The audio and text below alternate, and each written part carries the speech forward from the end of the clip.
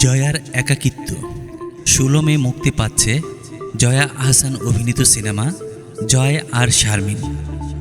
COVID-19 মহামারীর সময় এই ছবিটি বানিয়েছেন পিপলু আর খান। তখনকার শুটিংয়ের অভিজ্ঞতা, সিনেমা ইন্ডাস্ট্রি নিয়ে নিজের ভাবনাসহ নানান বিষয়ে জয়া আহসান সম্প্রতি কথা বলেছেন এক গণমাধ্যমের সঙ্গে। শুটিংয়ের অনেক দিন পর জয়া আর শারমিন মুক্তি পাচ্ছে।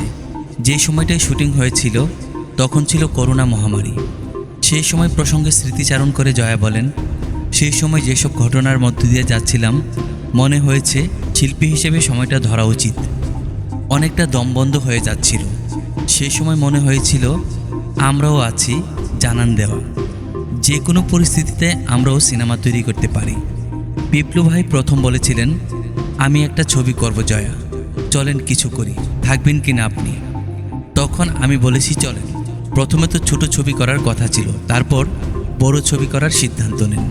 দেশের সিনেমা প্রসঙ্গে বলেন, ইনস্টিটিউশনের ব্যাপারে আমি খুব ফিল করি, আবার এটাও বিশ্বাস করি ইনস্টিটিউট থেকে বের হলে কেউ খুব ভালো অভিনয় করে ফাটিয়ে দেবে, সেটাও কিন্তু নয়।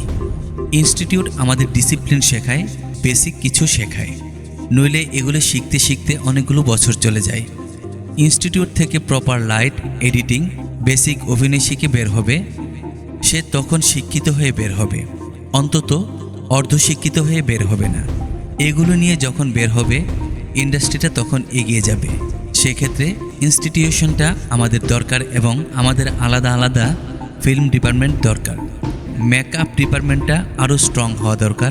কস্টিউম বিভাগটা সুন্দর আর একটু গোছানো হলে ভালো হতো। আমাদের হেয়ার ডিপার্টমেন্ট নেই, এটা হওয়া খুব দরকার। এগুলো স্ট্রাগল আছে, এগুলোর বেসিক খুব দরকার। আপনার করা কোন চরিত্রটি আপনাকে অমর করবে বলে মনে করেন?